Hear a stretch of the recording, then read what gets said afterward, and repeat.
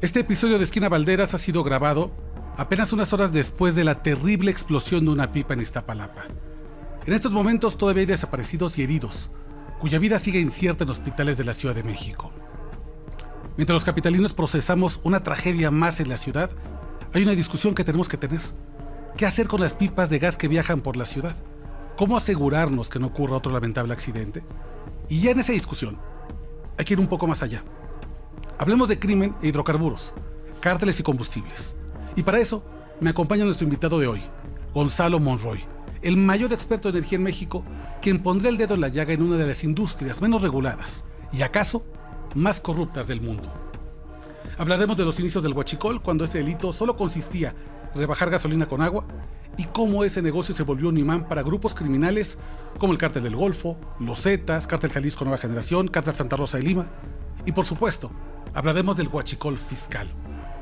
Y si aún tienes dudas sobre qué significa ese concepto, quédate para saber y entender cómo este crimen de cuello blanco, aparentemente inofensivo, está financiando la máquina de muertos en nuestro país. Esto es Esquina Balderas en el canal de la Saga. Bienvenida, bienvenido. Municipios donde el crimen organizado es tan imponente, tan cotidiano, tan terrible, que se vuelven zonas de silencio. Esta decisión también de los Beltrán Leiva, que continúa intentando quedarse con la estructura del cártel de Sinaloa, y luego están otras familias, los Cabreras Arabia, y tienes después... Me parece que en la Ciudad de México hay una reconfiguración del régimen criminal. Y el gobernador Javier May, con unos cuantos días en el reto está en encontrar estos regímenes criminales bien consolidados, porque ahí es, insisto, en donde la población queda a la voluntad del crimen. Amigos de Esquina Balderas, muchas gracias por estar en este nuevo episodio.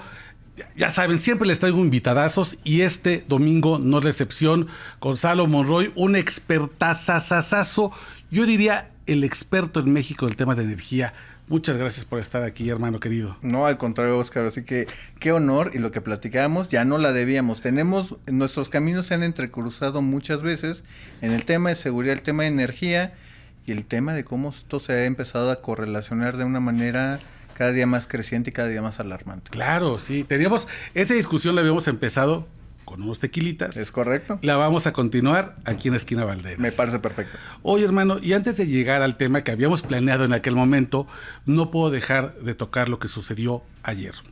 Una desgracia en todos los sentidos en Iztapalapa, explota una pipa debajo del puente La Concordia, y hasta el momento las cifras que tenemos son de 6 muertos, prácticamente 70 heridos, 16 de gravedad, y todavía las autoridades están tratando de descifrar qué fue lo que pasó.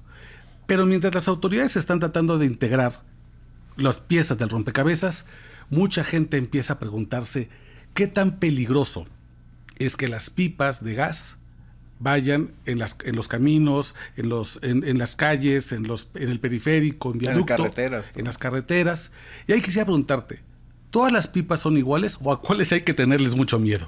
Mira, yo te diría de que en todas en general y son peligrosas en general, y todas también tienen sus ciertas medidas de seguridad y salvaguarda.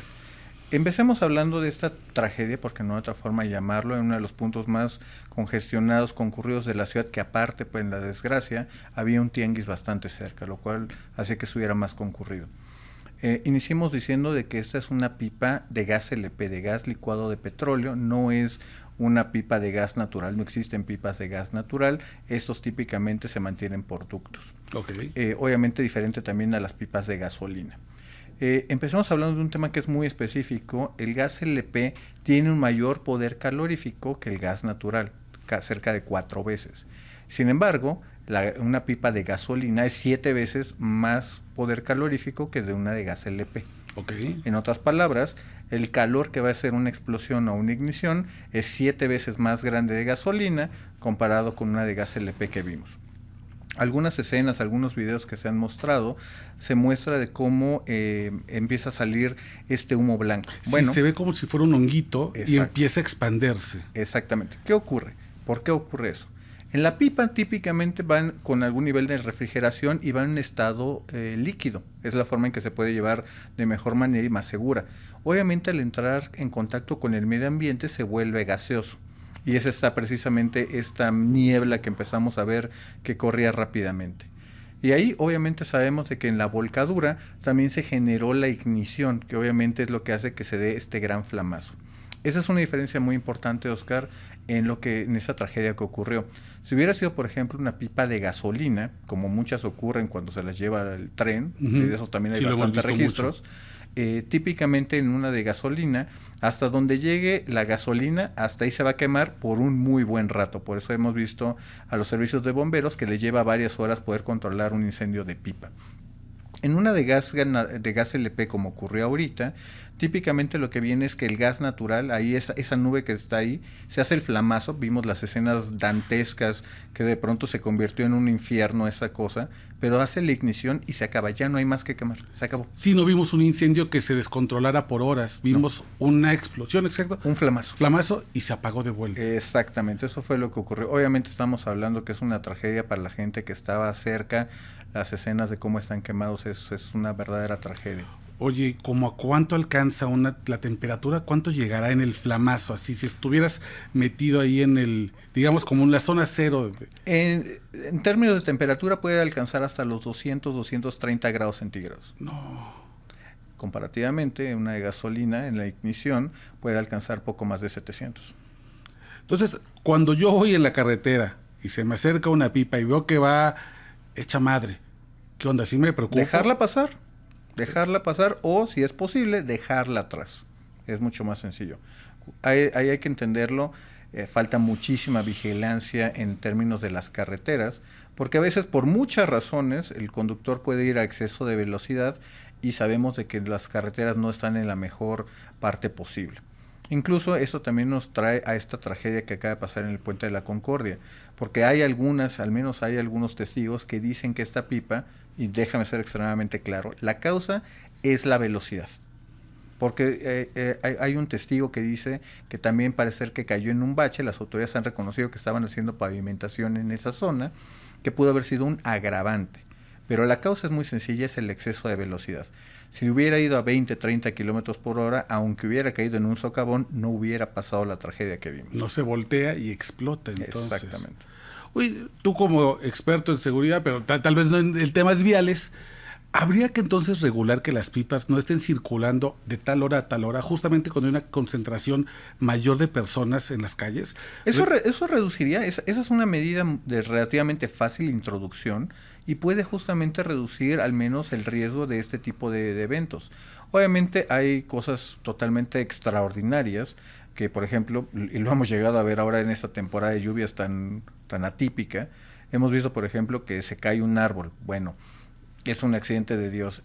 Cae un rayo, bueno, esas cosas no hay defensa contra eso, obviamente. Sí, claro. Pero sí reducirías considerablemente las probabilidades de un accidente como el que vimos. Híjole. Pues nuestra solidaridad a todas las personas que están en este momento. Todavía hay desaparecidos. Sí. Hay una chica de la UNAM que no aparece y estamos... Ojalá que cuando ya salga este episodio todos se encuentren bien y a salvo. Ojalá. Hermano querido, quiero llegar al tema que teníamos pendiente, el tema del huachicol. Y déjame que hagamos un viaje del huachicol tradicional, cuando empezamos a conocer que existía este delito, que para mí era relativamente nuevo, hasta lo que tenemos hoy, que es el desgaste de la Marina frente a un escándalo de huachicol fiscal, que no es otra cosa más que el contrabando. Pero tú ahorita nos vas a explicar a qué se refiere con el huachicol fiscal. Claro que sí. Déjame ir primero al huachicol tradicional. ¿Qué es el huachicol, digamos, el tradicional? Y tú como experto de energía, ¿hace cuánto lo comenzaste a identificar y cuándo se empieza a convertir ya en un problema de seguridad nacional? Claro que sí. Mira, te diría que el primer huachicol es un registro de los documentos internos de Pemex de 1953. Es básicamente el adulteramiento de combustible. Incluso te puedo ir ubicando de que esto ocurre en poblaciones pesqueras entre Tuxpan y Nautla. ¿Qué ocurre ahí? ¿Qué se hace? Bueno, muchas veces el pipero, el transportista de la pipa de Pemex, vamos a decir que llevaba 10,000 litros, y lo que hacía es que le sacaba 1,000 litros y lo regalaba típicamente a las fiestas patronales. Quedaba muy bien, incluso algunas carreras políticas nacieron de este tipo de robo hormiga, curiosamente. Pero, obviamente, al gasolinero, él había pagado por sus 10,000 litros, no puede que le lleguen 9. Lo que hacía el pipero es que le empezaba a meter agua, benceno, aceites, lo adulteraba y ese adulteramiento es el huachicol. Adulteramiento es huachicol. Después ya podemos ver en una parte de la década de los 80s, incluso yo te diría que por la desgracia que ocurrió en el sector de Guadalajara con esa gran explosión, está asociada también precisamente al robo de combustible, de ir a robarse de los ductos. Esto terminaba siendo una cosa relativamente pequeña. Vemos de vez en cuando pipas que cruzan la frontera, una frontera de más de 3.300 kilómetros, sí, que siempre ha existido, pero una escala relativamente menor, de pipas nada más, de algunos miles de litros. Que ubicabas un ducto, lo pinchabas, llenabas con eso una pipa y te la llevabas a Estados Unidos. Exactamente. Okay. Un caso anecdótico, en algún momento de los 2000s, los Zetas se roban muchos líquidos del gas natural, en heptano, pentano de la cuenca de Burgos, y se los venden a empresas estadounidenses ese combustible robado. De hecho, Pemex demanda y le gana a esas compañías en el 2006 para que le hagan justamente este reembolso del combustible robado. Así que sabemos de que hay mucha historia. ¿Qué empieza a ser más problemático? Hay una decisión que empieza con buenas intenciones, pero que se pervierte toda la idea, y tiene que ver con Vicente Fox. Vicente Fox anuncia o hace público el Atlas Nacional de Infraestructura, que le dice a todos los presidentes municipales y autoridades locales por dónde están pasando los ductos de Pemex. La idea, como dije, era muy noble, porque era tratar de que evitaran construir, pincharon un ducto de gas natural o de gas LP y tuviéramos una explosión y se muriera la gente. Todos hemos visto estos postes amarillos, ¿no? Exacto. Por aquí pasa un ducto, no pinchar, no construir, no excavar. Y típicamente, por ejemplo, en las ciudades vemos justamente que hay estos camellones, áreas francas, donde no se puede construir, no se puede perforar porque ahí hay un ducto. ¿Cuál es el gran problema? Le estás diciendo también a todos los malosos dónde están los ductos. Claro. ¿Qué ocurre? Pues empieza justamente algunos, mucho más sofisticados, sobre todo hacia la parte de Puebla-Veracruz, que empiezan a comprar terrenos a lo largo de la ruta. Justamente como no tenemos un registro público de la propiedad genuinamente confiable o bueno o completo, pues se venden estos terrenos y de pronto ocurren fenómenos muy interesantes. Haces tu predio, lo bardeas y prácticamente sin ninguna interferencia vas y ordeñas el ducto. Wow. Pasamos de un elemento donde ibas y perforabas artesanalmente, mal hechamente, prácticamente con taladro el ducto y sacabas ahí la gasolina, el diésel, y empiezan algunos problemas ahí sí ya de complicidad con Pemex. Pero era en ese momento, taladrabas el ducto y te salía el chorrito, ya llenabas tu bidón. ¿Eso era gasolina que podías llevarte a tu vehículo? Sí, es combustible comercial de Pemex. Wow. Efectivamente. Okay. Pero aquí es donde entran temas de complicidad también con petróleos mexicanos. Porque en algún momento en un ducto, no es que tengamos un ducto de gasolina, un ducto de diésel, utilizamos un solo ducto, principalmente me refiero al que va de Minatitlán a Puebla, de Puebla a la terminal de Añil, muy cerca del Palacio de los Deportes.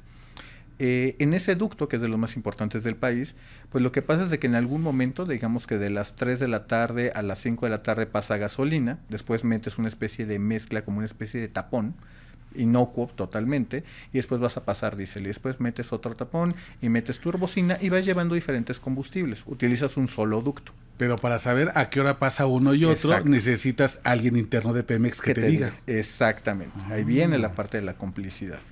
Es muy importante mencionar que todavía sigue siendo robos menores. En algunos lugares, cerca de Cadereytas, cerca de Salamanca, cerca principalmente donde está la infraestructura. ¿Dónde empieza esto a crecer ya a unos niveles impresionantes?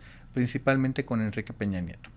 Ahí ya vemos justamente el descabezamiento de los Zetas, ya se vuelven las fracciones, tú lo sabes, noreste, golfo, y empiezan justamente algunos tipos ya de niveles de sofisticación, niveles que ya tenían, ya nivel tal de experiencia, que ya tenían también hechas sus válvulas para no tirar una sola gota de combustible, no se les perdía nada.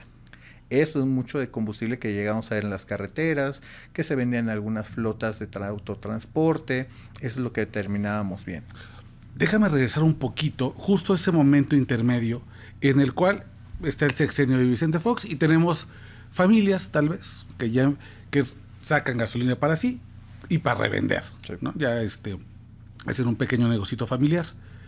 En ese ínter entre Vicente Fox y Peña, están los Zetas, Sí. que son el gran dolor de cabeza. Los Zetas cerca de ahí 2009-2010 se separan del Cártel del Golfo y deciden autofinanciarse para poder librar esta guerra con sus creadores. Y la gasolina para ellos fue un elemento muy importante de independencia económica. Es correcto.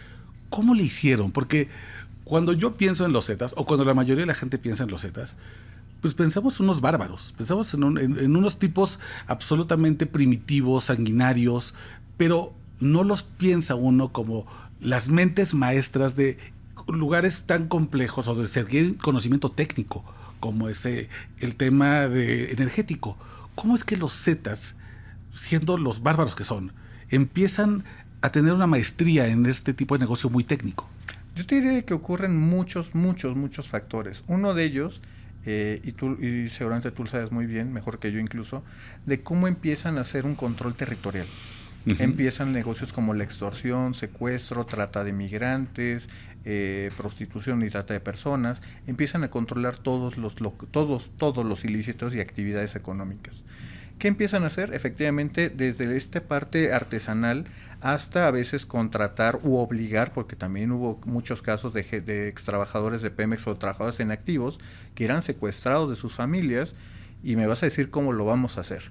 Y tú desde la refinería me vas a decir en qué momento tengo que ir a perforar y dónde lo voy a perforar. Y vente, algunos sí se les pagó, se corrompieron, otros fueron obligados, otros les mataron familia. Es un tema muy complicado decir, eres malo per se, cuando no conocemos toda la dimensión de circunstancias mucho más complicadas. Fíjate, incluso esto ya es a partir más de cuando se entra también Jalisco Nueva Generación, en menor medida Santa Rosa de Lima, pero más sobre todo Golfo, es de que de pronto cuando vemos a estos campesinos vendiendo huachicol o ese combustible robado, lo que estamos viendo es que muchas veces los cárteles los obligan, les matan un hijo, les secuestran un hijo y los obligan a vender. Y de hecho tienen que comprar por adelantado este combustible, y ellos son de que pues ahora con esto te vas a financiar para que me compres el siguiente bidón. Y los están obligando a que vendan a pie de carretera. Eso es por eso que lo vemos. Ufa. Ese es un tema extremadamente complicado, y por eso al menos yo siempre he sido muy crítico, que cuando vemos un puesto de estos bidones y a 100 metros, 40 metros o literalmente al lado Guardia Nacional, pues están siendo encubridores del delito de extorsión al pobre que está vendiendo ese combustible. Claro. Oye, ¿nos podrías contar de vuelta? Tú seguro tienes fresco el caso de cuando los Zetas vendían a empresas en Estados Unidos, lo que comentabas, empezaron a vender, no sé si es gasolina. No, eran líquidos del gas natural, típicamente septano, pentano, que son los precursores sobre todo para industrias químicas, del plástico principalmente. ¿Nos puedes contar un poco cómo era el caso? Porque Claro. lo tengo medio fresco, porque recuerdo que las empresas gringas tuvieron que pagar después, digamos, por haberle comprado los Zetas. Y ahí quisiera que me contaras un poco la historia, porque no la recuerdo muy bien. Claro que sí, estamos hablando principalmente 2006-2007, donde lo que ocurre es que originalmente Pemex estaba desarrollando la cuenca gasífera de la cuenca de Burgos. Estamos hablando de la parte que es una parte más occidental de Tamaulipas, Coahuila, Nuevo León. La mera cuna de los Zetas, el puro Exactamente. cártel del Golfo, por ahí. Exactamente. Y ahí incluso a varias empresas privadas, una de ellas la española Repsol, que había ganado un bloque, está trabajando, haciendo sus equipos de perforación, y llegan precisamente primero a extorsionarlos. Y como siempre, que bueno, aquí vas a tener que pagar por trabajar. Le hace justamente a Repsol un pedido a Pemex de que, oye, ayúdame, este es un tema de seguridad, ayúdame. Y Pemex literalmente no hace gran cosa, no hizo ninguna acción contundente ni nada por el estilo, y se entiende por los tiempos que estaban pasando. Hay que entender el gran poder territorial que tenían los Zetas, especialmente en esa zona.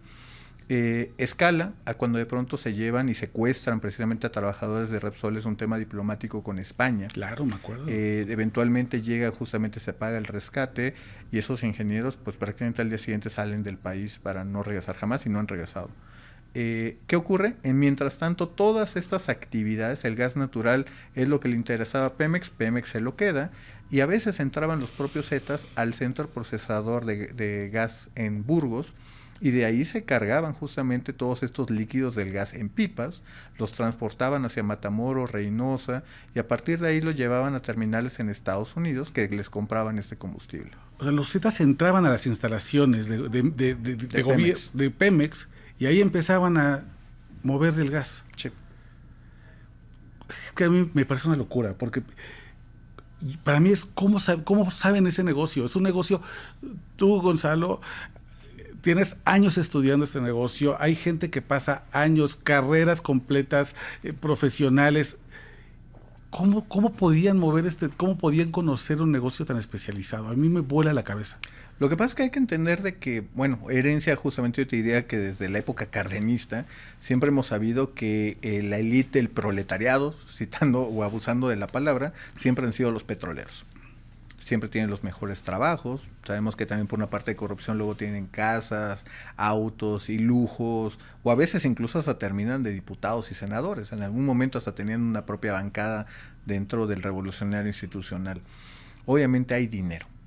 Y eso ya es muy llamativo. Igual que la inteligencia, el dinero no se puede ocultar por mucho tiempo. Es cierto. Obviamente empezaron a buscar y fíjate, es muy interesante porque siempre, y tú y yo lo sabemos muy bien, siempre tenemos la idea de que son los bárbaros, que a veces no acabaron la primaria o la secundaria, mucho por ejemplo de los temas que has tocado en Territorio Rojo, y vemos por ejemplo que eventualmente llega alguien que le dice, oye, puedes hacer dinero de esto, típicamente el operador financiero, el que conoce a alguien, el que sabe cómo lavar dinero, cómo vas a poder conseguir un poquito más de acá. Y empiezan a meterse exactamente como una peste a otra serie de negocios y expanden el control territorial. A mí me llama mucho la atención cómo el crimen organizado tiene esta capacidad de atraer base social. Sí. ¿No? O sea, si en esta región es un asunto pesquero, corrompo a los pescadores y los traigo. Si por acá es un asunto electricista, a los electricistas los agarro, y aquí a los petroleros los agarro y entonces los utilizo como en Coahuila a los mineros, claro, todo ese tipo de cosas. Y entonces van los Zetas y venden este gas a las empresas estadounidenses. ¿Y a poco las empresas estadounidenses no sabían que los Zetas le estaban vendiendo gas? Hay muchas fachadas, y fíjate, un tema que creo que no es sorpresa, y a lo mejor voy a decir algo que confirma las sospechas de todos. En los negocios energéticos, en todas partes del mundo, desde Estados Unidos hasta Dinamarca, tienen cierto grado de corrupción. Que por ejemplo, y ahorita eso nos va a dar pie para entrar a la parte del contrabando, que de pronto declarar algo en una fracción arancelaria menor. ¿Cómo distinguir que metiste 1,000 litros y no 1,070 litros? Obviamente de que ya hiciste una infraestructura y la tienes sobredimensionada, o que gastaste menos en la calidad de un tubo que ya quedó enterrado por básicamente toda la eternidad. Ese tipo de discrecionalidades, que es muy difícil poderlas rastrear, están a lo largo de toda la industria de hidrocarburos en el mundo. Aquí no hay nadie que se pueda salvar. La adquisición de los terrenos, definir una ruta de un ducto o incluso de una línea de transmisión, todo eso permite en espacios, por desgracia, de alta corrupción. ¡Tazo! Entonces, digamos, si existe tanta corrupción, yo puedo justificarme y decir, pues le compré a esta empresa y resultó ser fachada y nunca me di cuenta que me estaban vendiendo los Zetas. Y hay que entender que incluso cuando llegas y compras una pipa, es una cosa apenas de algunos miles de litros. Para dar una idea, por ejemplo, ahorita, y eso nos lleva a la parte del huachicol fiscal o el contrabando, ya hablamos de, por ejemplo, ahí ya de millones de litros. Obviamente se vuelve una cosa de dimensiones absolutamente... Es otra dimensión, es otra magnitud. Claro. Y me acuerdo mucho que entonces Pemex, cuando se da cuenta de que esto ocurre, claro, sin reconocer que probablemente muchos de sus propios integrantes estaban facilitándole el negocio a los Zetas, van y le dicen a las empresas de Estados Unidos, oye, le compraste a los Zetas lo que era mío. Es combustible robado. Es combustible robado. Se inicia un juicio y a Pemex sí le mandan una lana, ¿no? Es correcto. Si mal no recuerdo, Pemex recupera poco más de $75 millones a precios de 2013, que es cuando finaliza el juicio, a muchas empresas que habían hecho esta compra ilegal, porque en el momento de que, ok, yo compré esto, ok, demuestra el origen lícito de ese producto. Jeez. Y se dan cuenta de que son empresas fantasmas que habían cruzado la frontera y todos los papeles eran totalmente falsificados. Para el presupuesto de Pemex, esa multa que le pagaron las empresas gringas, ¿es mucha lana o es poquita? Para el presupuesto de Pemex. No es nada. Es el cambio del cenicero, el cambio del cenicero. Déjame, qué bueno que haces esa pregunta. Fíjate, vamos a ponerle algunas cifras. Esos 75 millones de dólares no alcanza más que para perforar 1 o 2 pozos. No, hombre. No te alcanza para hacer el flete de unos 5 o 6 barcos petroleros, el flete. No te alcanza para un buque de petróleo. No te alcanza para un buque como el que llegó a Altamira o a Guaymas. No te alcanza. Estamos hablando de un negocio evidentemente brutal, absolutamente multimillonario, y ahí me parece que también la ecuación se complica cuando entra el cártel Jalisco Nueva Generación. Absolutamente. ¿No? Ya teníamos una situación complicada, ya veníamos, justo como decías con Enrique Peña Nieto, de pensar que era un problema que empezaba no solamente a afectar las arcas nacionales, sino que se vuelve un tema de seguridad pública cuando el cártel, las 4 letras, se mete a este asunto. Sí, incluso yo te diría que hay elementos que ocurren mucho en el Triángulo Rojo, esta parte entre Veracruz y Puebla, que es donde pasa el ducto que viene de Minatitlán. Y a veces a entender de que esto se vuelve un juego del gato y el ratón. Por ejemplo, no era inusual que el cártel del Golfo, de vez en cuando, a pesar de ya tener el elemento sofisticado para no dejar una sola gota, a veces dejaban justamente valga la expresión, el hoyo abierto, salpicando, haciendo estas albercas de gasolina o de diésel. Obviamente, como vimos muy desafortunadamente en la otra parte de Tlahuelilpan, pues las comunidades ven gasolina que pueden vender de gratis y se dejan caer básicamente a las comunidades. ¿Cuál era la amenaza? Muy sencillo, lo que decía el Golfo. Si tú vienes Marina, si tú vienes la cuadrilla, te quemo la gente. Tú te quedas con un periodicazo y a mí no me hiciste nada. Y terminaban jugando justamente ese elemento, utilizando a la gente como carne de cañón. Es decir, porque todos recordamos las imágenes horribles en Tlahuelilpan, tengo la imagen aquí de una persona que va gritando y dice, me estoy muriendo, que me parece una declaración brutal. Esto de dejar charcos, era una estrategia. A propósito. Era una estrategia de ellos para decirle, si te metes... Si me persigues, te los quemo. Sí. Qué nivel de maldad, ¿no? Sí. Y lo sabemos después de las atrocidades que cometieron los Zetas y demás grupos, decisiones, sí. Porque hasta el momento tengo entendido que tenemos 3 grandes grupos huachicoleros. Cártel del Golfo, con todas las decisiones que tiene en este momento, Cártel Jalisco Nueva Generación y el Cártel Santa Rosa de Lima, que me parece que es un ejemplo muy interesante porque creo que es un cártel huachicolero casi por definición, ¿no? Prácticamente esa es la parte exclusiva. Para la gente, quienes te seguimos sabemos muy bien, pero vale la pena que le demos un poco de contexto a la gente. El cártel de Santa Rosa de Lima está muy prácticamente ligado a la refinería de Salamanca. Ahí es donde está. Y trae una guerra brutal desde hace varios años, a pesar de que agarraron a su líder, el Marro, con el cártel Jalisco Nueva Generación. Guanajuato, en plena parte del Bajío, es una de las rutas tanto de trasiego de drogas y de otros productos, como obviamente tener una refinería que está ahí produciendo una cantidad increíble de gasolina y de diésel. ¿Qué ocurre? Pues simplemente se vuelve una guerra de guerrillas en el estado de Guanajuato. Es la razón por la cual es el estado que más había estado reportando muertes y muertes y muertes, porque se estaban dando con todo por el control territorial. Sí. ¿Qué ocurre? Y aquí esto nos trae, yo creo que en una parte, Oscar, al presente, 2019. 2019, una de las primeras acciones decisivas que hace el presidente López Obrador es justamente cerrar la refinería de Salamanca y cerrar los ductos. Como era tal nivel de secrecía de la operación, no se le informa a nadie más en Pemex. El gran problema es que estos últimos días de diciembre de 2018, primeros días de 2019, ocurre que está prácticamente la demanda más alta porque toda la gente está de vacaciones, es haciendo y visitando a los amigos, familiares, la famosa visita de las 7 casas, y de pronto te das cuenta que el combustible está empezando a bajar drásticamente y no hay nada que lo rellene. No hay ductos, no hay refinería. La lógica del presidente era, para arreglar el tema del huachicol, necesito cerrar las llaves primero, casi como si fuera un plomero, ¿no? No puedo reparar la fuga de agua si antes no cierro la llave de paso. ¿Era un poco así? Algo así, pero tenemos que hablar de ahí un tema muy específico y una lógica que ya había empezado. Tanto Santa Rosa de Lima como Jalisco Nueva Generación ya tenían prácticamente sitiada ya la refinería de Salamanca. Ya no es de que estoy a 100 metros de la refinería, no es que estoy a 200 metros. En algún momento ya Jalisco Nueva Generación cargaba dentro de la refinería. No me digas. Ahora, tal y como lo había dicho antes, hay un problema muy grande, porque hubo gente en Pemex que se opuso y que la mataron, la sacrificaron para que todos lo vieran.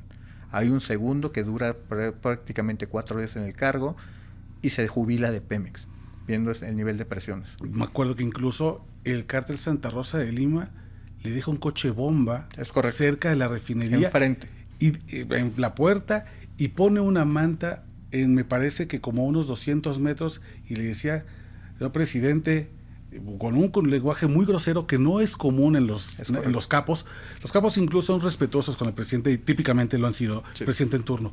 Y le dice algo así como de, ahí te dejo tus muertos si no me dejas operar. Sí.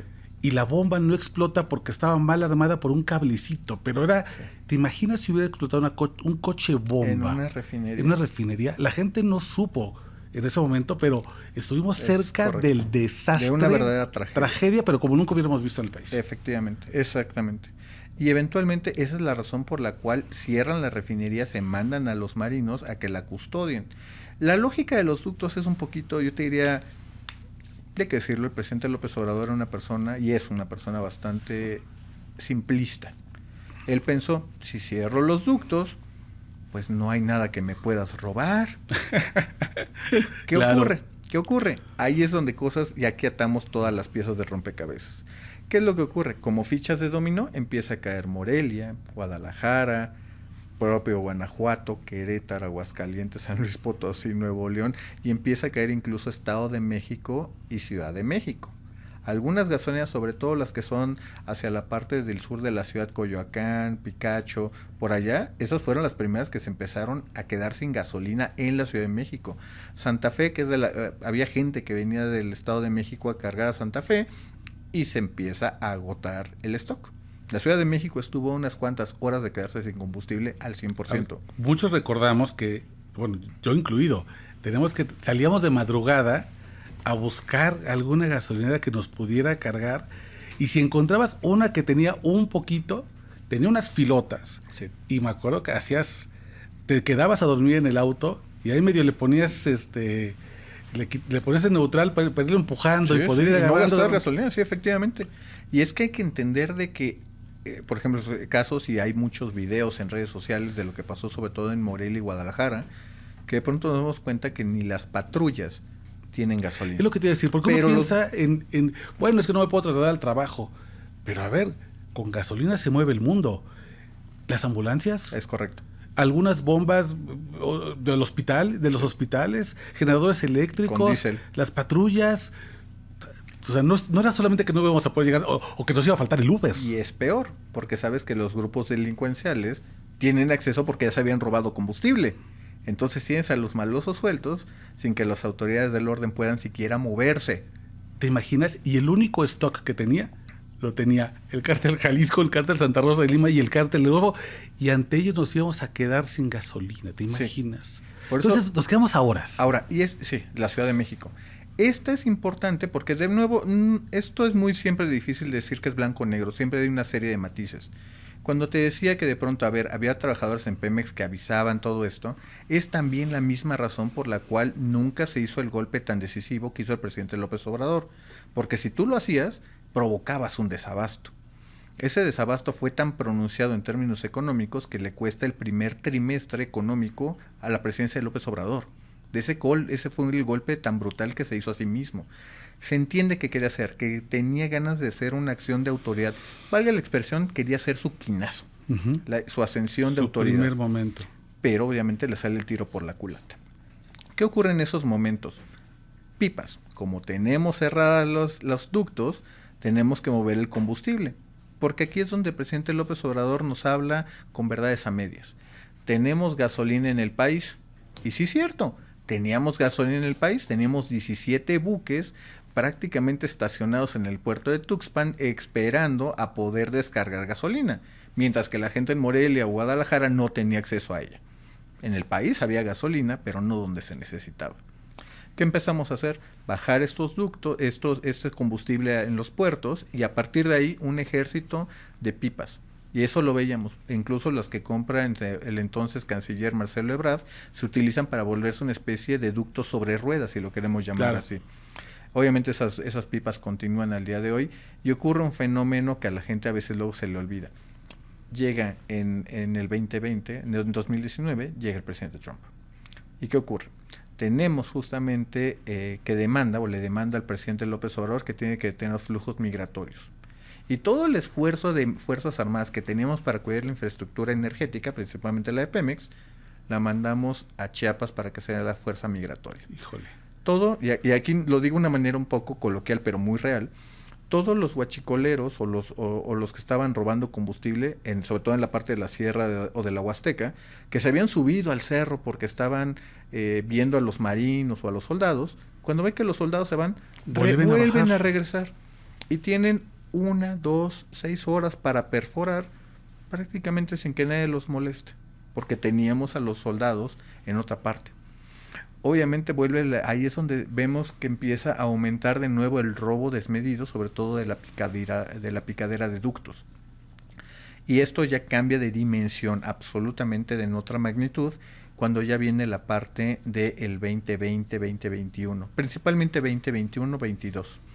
Que es de que como año del rebote, 2020 tenemos precios internacionales de los energéticos colapsados, todo el mundo se colapsó, el mundo se detuvo prácticamente.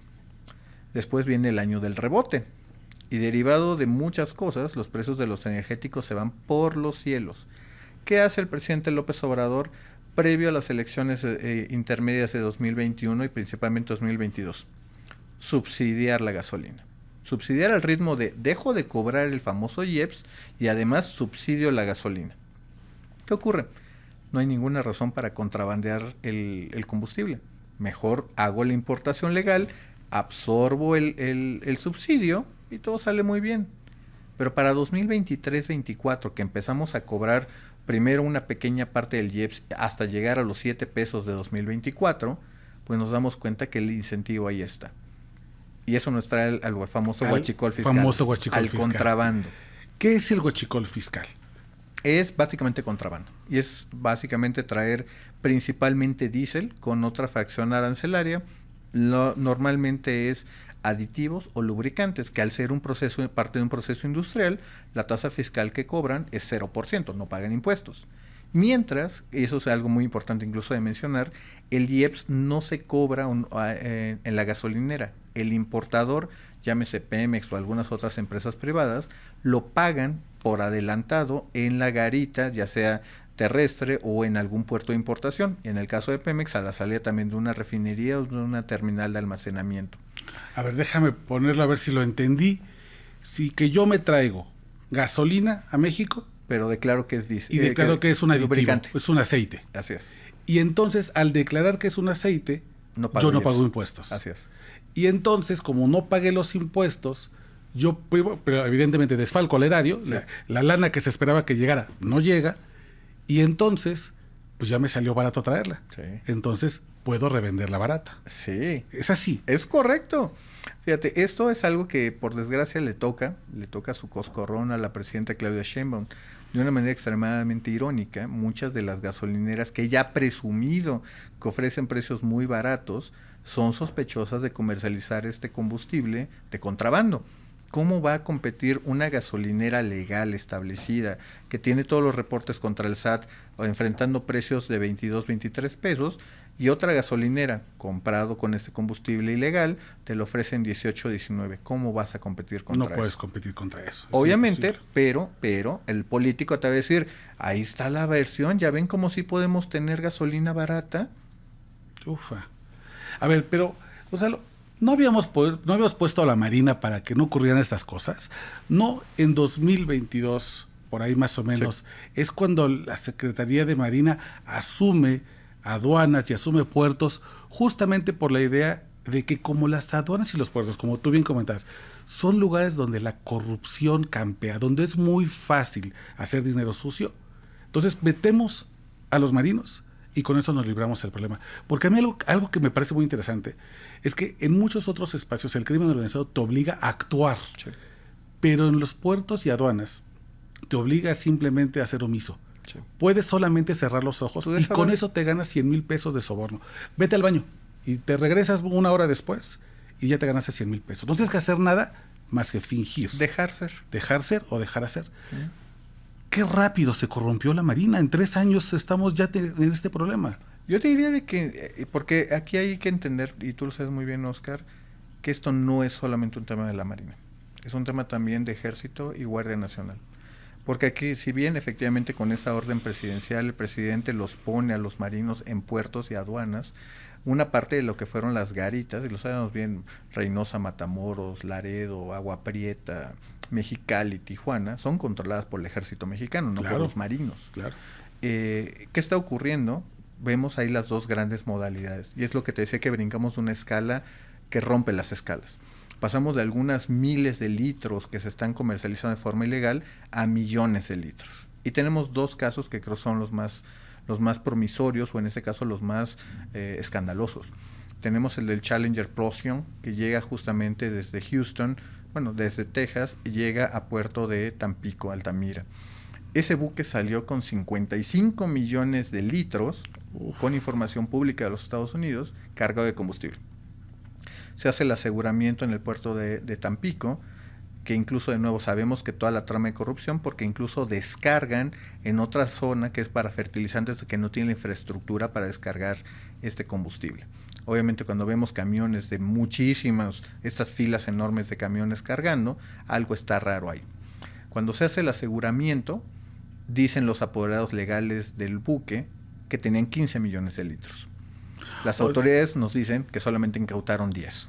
No dan las cuentas. Los números no dan. Salió con 55, le encontraron, ¿cuántos aquí en México? ¿Cuántos llegaron aquí? 15, los apoderados legales dicen eso. Y Para la opinión pública solamente fueron 10. Wow. Hay muchas, y de nuevo, aquí de nuevo la parte de los matices. Puede ser que el operativo haya llegado muy tarde y ya habían descargado. Puede ser que ese combustible se perdió. Así tal Déjame cual. pensar mal que las autoridades se clavaron unos cuantos millones de litros. Lo cual, ese es un tema que casi nunca me lo preguntan, pero te lo voy a decir. ¿Qué pasa con ese combustible? No puede quedarse ahí por 6 años o 12 años, no. ¿Qué es lo que se hace? Como es un material flamable, peligroso, típicamente ya que se aseguró, ya que está todo esto, se empieza a dar. Lo toman primero las Fuerzas Armadas para sus autoridades, para sus actividades propias, se le da típicamente otra porción a las policías locales o municipales, y si llega a sobrar todavía algo, se le entrega a Petróleos Mexicanos simplemente como en donación. Eso es lo que ocurre. Es muy interesante porque todo el escándalo que hemos visto está muy enfocado en esto por la trama de los marinos involucrados y todo. Y ahorita vamos a hablar de eso. Pero hay que estar muy atento a lo que pasó en la parte de Ramos Arizpe, porque ahí vimos 129 carrotanques que de pronto esos entraron de forma terrestre y sabemos que entraron por una garita del ejército. ¿Quién lo dejó hacer? Estamos hablando que es algo extremadamente grande que es imposible que no se vea. Y esto en el entendido de que físicamente es imposible revisar cada contenedor, cada cosa que pasa en una frontera que está comerciando 1,000 millones de dólares al día. Es imposible, físicamente no se puede. Yo creo que esa es una de las cosas de las que se vale el crimen organizado, de que son espacios tremendamente saturados. Sí. Entonces, si tú revisas uno por uno, haces un atasco brutal. No se puedes puede hacerlo. Lo paralizas. Exacto. Lo único que vas a generar son unas pérdidas multimillonarias. Entonces, necesitas dejar pasar, y a veces tienes suerte de que dejaron pasar el tuyo, o comprometiste a alguna persona adentro para que lo deje pasar. Lo cual me tengo que detener en esta parte, porque en la parte sobre todo del tren, porque ya habíamos identificado que de pronto de un cargamento, vamos a decir, de 100 carrotanques, 10, 11 venían con otra fracción arancelaria, esta defraudación. Y era literalmente una parte de probabilidad. ¿Cuál es la probabilidad de que me agarren el que no es? Porque si agarras el siguiente, pues ese ya es diésel y estoy pagando mis impuestos, ¿no? Pero ya llegar al extremo de que los 129 sean de diésel, que sea justamente ilegal, no hay forma de que alguien no revisó esa parte. Claro. Sí, porque tengo la idea de que el crimen organizado juega con la probabilidad. Meto 100 garrotanques, pero en realidad los de contrabando son 5. Entonces, pues, en una de esas Sí. la libro. Pero si de 100, si 100 son de contrabando de 100, alguien me dejó pasar. Exactamente, fíjate, el mejor ejemplo, y lo podemos tomar, y aquí es donde nos damos cuenta, no quiero decir de una forma positiva, pero es la realidad, las habilidades adquiridas, si lo queremos llamar así. El Chapo en sus hazañas, lo pongo entre comillas, alguna vez intentó mandar cocaína por FedEx. ¿Por qué lo intentó? Por catapultas. ¿Por qué? Pues porque estaba viendo cuáles eran las probabilidades de todo esto, de los decomisos, lo sabemos muy bien, es el 10, 15%, el 8% de todo lo que en realidad está pasando. A veces termina siendo este tipo de cosas. Y ocurre un fenómeno muy interesante porque acá pasamos de que fueran un 10, 12% a ver si me cachan. Si me cachan, mordida o soborno y ya la hice. Pero ya cuando estás pasando 129 carrotanques es imposible que no se pudieran dar cuenta, es imposible. Oye, déjame jugarle un poco al abogado del diablo, porque cuando yo hablaba con una persona sobre el huachicol fiscal me decía, pero ¿cuál es la bronca? A ver, no hay sangre, esto no salpica sangre. De cuello blanco. Esto, sí, pues ¿cuál es el daño? Eran impuestos que no nos pagaron, bueno, pues no, pero no es como que se robaron impuestos, simplemente es lana que no llegó. Y para mucha gente el huachicol fiscal podría parecer, frente a otros delitos, una cosa menor. Yo creo que es muy grave y hemos visto que sí es un tema de sangre. Absolutamente. Pero, ¿cómo justificaría decir es un tema de emergencia nacional?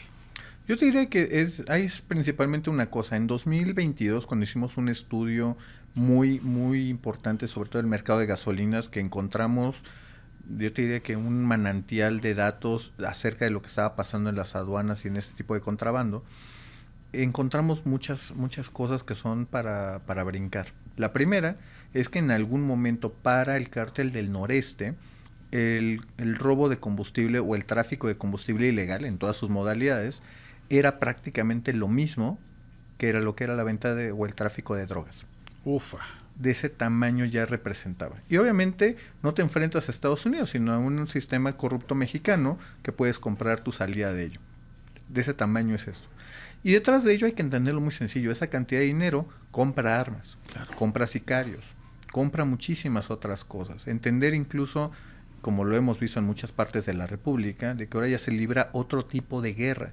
Cuando ya tienes drones que a veces podemos ver como en la parte que hemos visto en Kiev, ahora que nuestro amigo Luis Cárdenas andaba por allá, sí, claro, y se libran estando en Michoacán o algo por el estilo.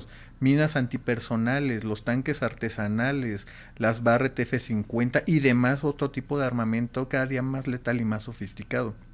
Ese dinero venía también precisamente de este combustible ilegal. Claro, porque entonces tenemos que explicarnos por qué es tan complicado a veces atacar a estos grupos criminales. O sea, porque son empresas multimillonarias. Y no estamos hablando de pandillitas. Y fíjate, y aquí es donde lo entramos, porque ahorita nos hemos enfocado en que México.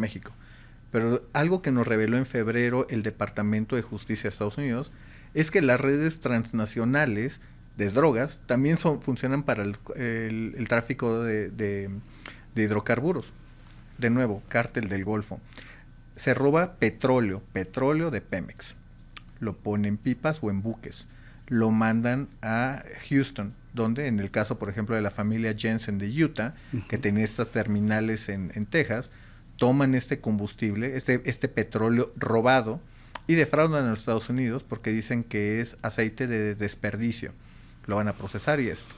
Lo meten a Estados Unidos. Ese petróleo lo llevan a refinerías de Oklahoma, donde a través de una tarifa ellos entregan petróleo, la refinería les entrega gasolina o diésel y en algunos casos querosenos. Vienen, lo mandan de regreso a México con otra fracción arancelaria, una doble defraudación, y vienen y a través de las redes del cártel del Golfo lo colocan en algunas gasolineras que son fachadas del crimen organizado, claro, lo venden algunas a pie de carretera y en otras directamente a flotillas de autotransporte. Son problemas, el problema que tenemos en aduanas también lo tienen los Estados Unidos.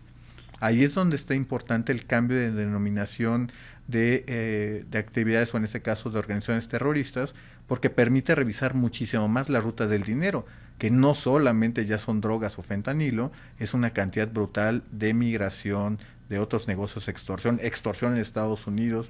Tú has documentado el caso de los tiempos compartidos. estamos hablando de una maraña que tiene las 1000 cabezas. O sea, literalmente, esta es la gasolina para muchos otros delitos que pueda cometer el crimen organizado. Es el combustible de una empresa criminal. Híjole, porque ahora estoy pensando que ahora que la presidenta lanzó esta investigación dentro de la Secretaría de Marina, a mí me llamó mucho la atención que se haya roto la continuidad con el presidente López Obrador, ¿no?